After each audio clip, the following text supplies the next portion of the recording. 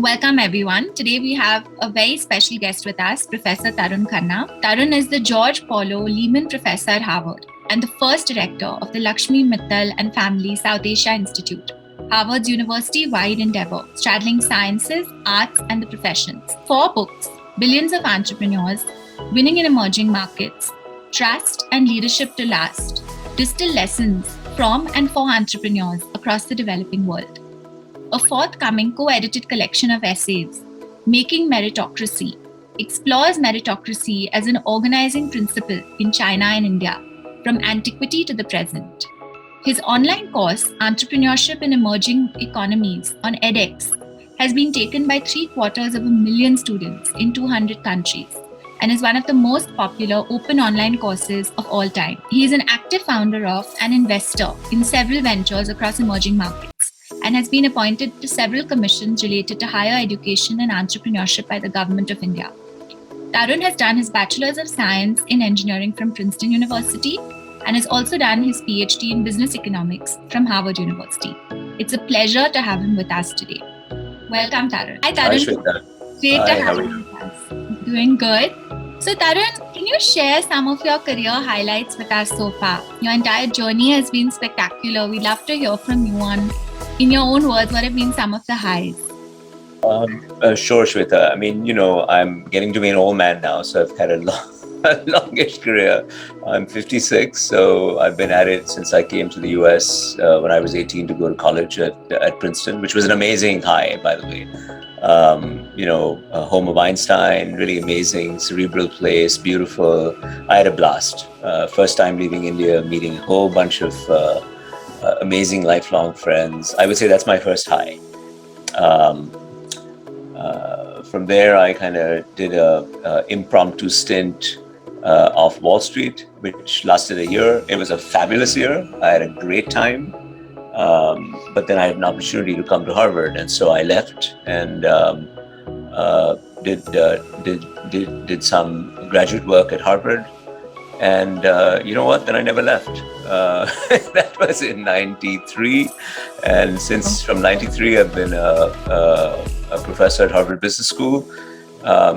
Which was never the intent. The intent was never to be an academic. The intent was to be either involved in the family business in India, which was in North India and in Bangalore, and interesting. But I think the thing that made me stay is that Harvard and Cambridge, Massachusetts, as you might remember from your time here, is such an incredible platform for young talent coming from all over the world, all fields of intellectual endeavor, that I was sort of seduced to try and stay. So I stayed thinking, we'll see. In Hindi we would say, "Dekha jayega kya karna hai." Let's just get on with it and see if this works out. And to cut a long story short, in any profession when you start, the first 7, 8, 10 years are just really a grind. You're trying to discover whether the fit is good. You're trying to discover whether you have what it takes. And I think academic background is a predictor to some extent of success, but it's a very loose predictor. In stats terms, we would say the correlation is positive, but it's not super high. Absolutely. You have, as you know from Talerang, there are a lot of other skills that are not academic. And of course, people go primarily on academic record in making you offers. And so that's why I think what you guys are doing is so much fun and so useful. But you spend, a few years in a process of self-discovery. Is this working out for me? Should I be thinking of other things? And I'm frequently in a position, I literally have hundreds and hundreds of students, maybe thousands of students now around the world. And many of them come back and say, it's not working out. And my comment to them always is, who cares? You're a smart young man, young woman, go do something else. The world is full of so many opportunities. But there's this, what I'm trying to say is this process of discovery. For me, I was lucky. I found something that clicked pretty early on. And my academic career fortunately took off. There's always a huge amount of luck. Of course, people work hard and so on, but huge amount of luck. So, by the time I was around 2000, I found that I had already gotten tenure, which is sort of the the sort of academic pinnacle, so to speak. I was in a great academic home. And I had begun by then to completely reinvent myself, because that's when I sort of found my true passion. I would say around, 95, 97 is when I found my true passion, which is to say, I want to use the forces of private enterprise to do something about poverty alleviation in 4 countries. But to use entrepreneurial action and to use the good parts of private enterprise, right? So we know that, particularly in India, business has had a long history of being tarnished and being thought of by mainstream society as perhaps corrupt and complicit in all sorts of ills. And, the criticism is in many instances justified. But equally, my feeling was that in many instances, it is not justified. I mean, they're perfectly ethical people operating in every developing country I know. And as you know, Shveta, my career is, I would say at this point, half in India and half spread across another 10 or 15 large developing countries on all continents. And I feel that this pattern about, people appreciating the role of private enterprise and the role of entrepreneurship as a force multiplier for social good is generally underappreciated in the developing countries, primarily because the countries have had bad experiences. A few people have controlled all the resources in each country, and it's not benefited the masses. So I set myself on this quest of saying, this is what I should study both as an academic. My background is in applied math and economics, so let's just use whatever skill sets I have. But study it. And then the other career high I would say for me is sort of some of the first ventures that I became involved with, not as an investor, but as a founder, a co-founder. And that just came from my personality, I think, is to be restless most of the time and frenetic and frantic. And I like meeting people. I like being creative and being with creative people. And I found that it was the perfect khichdi, soup, for all sorts of new things to incubate in my head. And rather than limiting myself as is conventional to saying, let me write academic papers, which, by the way, I love doing, and it's my primary avocation, teaching and writing and so on, which is really 80-90% of my time still. But I found that this other portion of rolling up your sleeves, getting your hands dirty, and actually taking my research and applying it on the ground in India, in China, so particularly in those 2 countries, and then to a lesser extent in Singapore, Dubai, parts of other continents, but always developing countries, was a fabulous activity because it energized me, gave me new ideas, fed back into my research, gave me an outlet for the research. Allowed me to stay in touch with so many students who became co-founders with me. Just a blast all around. That's amazing. So that's what I've been doing. So I didn't quite answer your question about career highs, but I think I tried to point to inflection points in the trajectory. So that's my answer. You summed it up really well. And, having taken your classes, I can say that because of your experience consulting with so many startups and because of your connections with so many people all over the world, it makes the classes all the more rich, because it's not just academic, but HPS is anyway known for real life cases, right? We're studying real companies. And then if you're actually consulting with some of those companies or you're in touch with those companies, it just brings the case study alive. And I remember the course that I took with you was on South Asia. And being South Asian, I still learned more sitting in Boston about some of these businesses than I had learned sitting in Bombay. So that was a fascinating experience for me. That's great. Well, that's sweet of you to say it. And I would say that, there's, of course, different things suit different people, right? And in my profession of being an academic, I think most people remain purely academics. That just doesn't suit my personality, right? And that's my self-realization over time. That I still like writing technical papers that, few people read.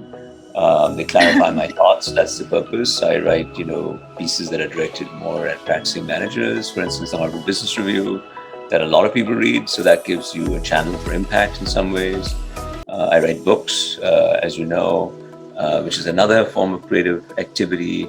I'm just finishing a book with a historian of China, which is a sweeping look at the idea of meritocracy as an organizing principle for society. So it's a very deeply philosophical, legal, historical book. You would not normally think that a business school professor would be doing that, Yeah. or an entrepreneur would be doing that. But I see these divisions that society has created as complete nonsense. I mean, they're suitable for some people, but my brain works differently. So I'm going to do whatever makes me comfortable. And that's my sort of message to anybody who's listening. Get input from people around you, whoever they are, people you respect, people whose careers and lives seem really cool and nice. But don't be afraid to make your own mix up that suits you, because ultimately the fun is in getting up and being excited to do whatever it is that you're doing, and then you'll do a good job and it'll be fine. So. That's really sound advice. And I never thought of a Harvard professor, a Harvard Business School professor wearing so many hats. But I think I definitely see that. Every time I speak to you, I hear of something new that you're doing or a new book that you're writing. So Tarun, you've recently written a book called Leadership to Last. That's on a very different topic from some of your other books. So can you share a little bit about that? What are some of the key takeaways from that book? Sure. Leadership to Last is a book that is actually, unlike my other books, primarily targeted to South Asia, because and it's written with my colleague who's a historian, Jeffrey Jones, an Englishman who moved to Harvard 20 plus years ago. And he and I run a project at Harvard called the Creating Emerging Markets Project, which is an attempt to capture on original video in their own voices the life stories, much like what you're doing with me, but in a much more long form process, high quality video, because we're trying to create a public good for the world, right? To create this thing that sits on the Harvard archive and is accessible to anybody. But the idea is to find iconic personalities, entrepreneurs in developing countries, whose lives have reshaped the very fabric of their societies, right? And then ask them, over an hour or 2 hours, just one-on-one with the faculty member doing the interview, what have you learned that you can share with us? And they are, typically in their 60s, 70s, 80s. They've lived amazing lives. They've seen their countries change. Their actions have changed their countries. And they lay it all out. They have nothing, no axe to grind. And many of these people have never spoken in public before. But, because I think of our reassurance and reputation, and because we're not sort of fly-by-night operators out to trip them up with some quote, it's been incredible. We have almost, 150 to 175 original videos from 25 countries. Wow. And it's all free for everybody. Anybody can go on the website, Creating Emerging Markets, HBS, and look it up. So the book Leadership to Last is a distillation of some of these, trying to tell their stories and extracting lessons from them for the public in India and the countries of South Asia. That's fascinating, and I'm sure. But in a sense, it's not different from what I've been doing before, Shveta, because my work is all about entrepreneurship, and these are entrepreneurs. It's just that we're looking at them over a 50-year period, and each of them in their own voice. That's amazing, and I'm sure our community would love to check out those videos. So we will link it for them. You've also written a lot about entrepreneurship, both billions of entrepreneurs and then winning in emerging markets. The Indian economy has gone through a lot over the last few years. Any predictions for the year ahead? Any thoughts?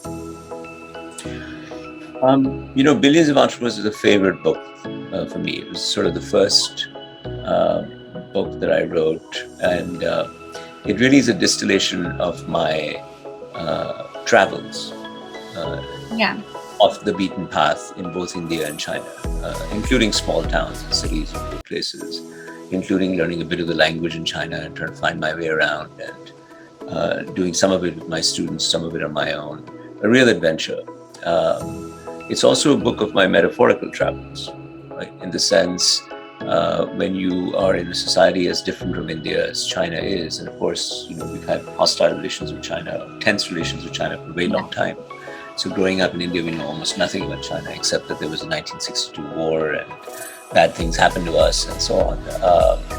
But that's no way to coexist with, billion four people on your doorstep. Not to mention super powerful country on your doorstep. I think there needs to be more mutual understanding. Anyway, I was both interested in China as a social and economic experiment that humanity had gone through. Curiously, China, the modern nation state of China was founded roughly the same time as the modern nation state of India, 1949 for them, 1947 for us. So here you've got sort of two large, proximate, populous, civilizational countries entering modern nation state era at roughly the same time and moving in dramatically different directions. This is as close as it gets to a natural experiment for a social scientist as you can imagine. Can you see, different trajectories and how are people doing things differently? So I really immersed myself, including, packing my little kids in bags and saying, okay, we're going to go live there for a bit. So both my kids speak fluent Mandarin, fluent Hindi, and as a result. And it was just an amazing immersion. So that's the book I most enjoyed writing. It's a distillation of that. That's amazing. I would say, on your question about entrepreneurship, look, I'm very bullish on the Indian economy. It's a young economy. I wish we could pay much more attention to basic public goods, particularly primary education and primary health. I'm very involved, particularly on the health side, with different policy initiatives. And the current administration, and to some extent the previous administration, has involved me in various efforts to help devise policies for entrepreneurs in India. So I think these different vignettes, as an academic, as a policymaker of some sort, as an entrepreneur myself, as an active investor in India, all of these lenses make me think, look, it's always a bumpy ride, but you don't become an entrepreneur unless you're comfortable with the ups and downs, right? That's part of the thrill. It's the adrenaline of it. Not for everybody. I think everybody should appreciate what it is and understand it, but it's not for everybody to do. It takes a certain, psychological profile, maybe. I'm not a psychologist, so this is armchair psychology. It's not for everyone, but it is. You're saying you're bullish on the economy ahead, and you do see, a lot of good things happening in the years to come. Yeah, I just, I hope we don't kind of mess up our social fabric in the country. That is very scary to me. Some of the, we've existed for decades, centuries, coexisted with all sorts of people, linguistic, religious, cultural backgrounds, and that's what makes India so special. So I hope, we retain that character. That, I'm not involved in those issues at all. I'm more involved as a technocrat in the policy issues about entrepreneurship. And there I can say we've got a long way to go, but we're making great progress. Yeah, that's good. I think what you said is very true. And I'm sure that we'll find a way to solve these problems. We've always figured it out as a nation, though we take our time, but we do figure it out. I'm definitely aligned with you. And as an entrepreneur, I'm very bullish on the economy as well. I've seen the kind of growth that, we've witnessed, and there's definitely a lot of potential ahead. And because we have so many problems, there's also so much more potential. Right? Yeah. We need young people to roll up their sleeves and just get on with it. Absolutely. And not wait for somebody else to be the solution provider. Absolutely.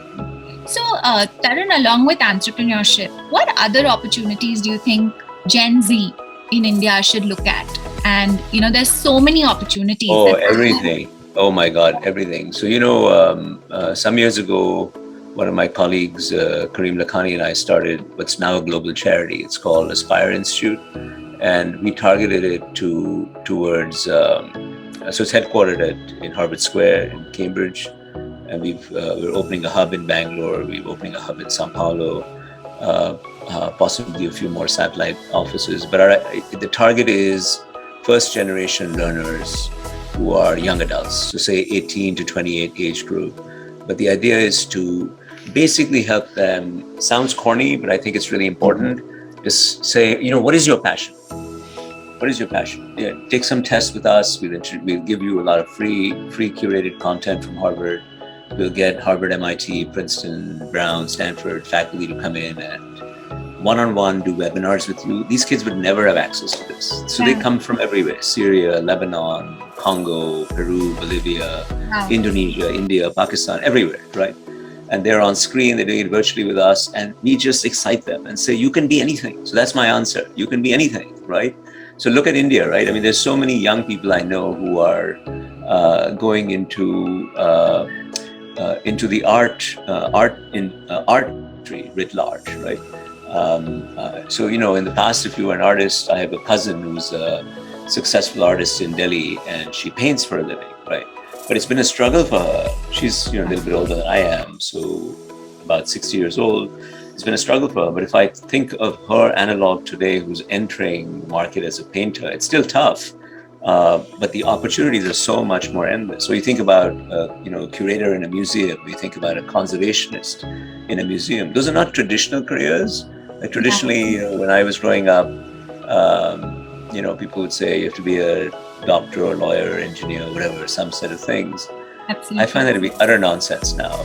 I mean, it literally is that you can be a writer, you can be on the web doing all sorts of cool things.